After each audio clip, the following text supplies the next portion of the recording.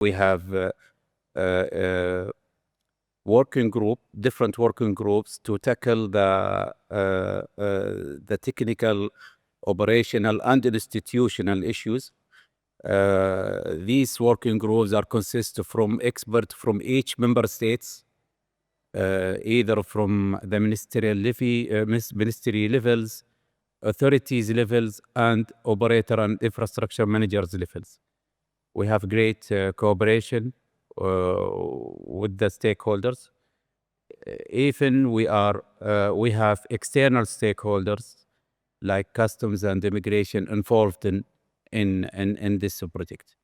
So this is a brief about GCC Railway Authority and the GCC Rail project.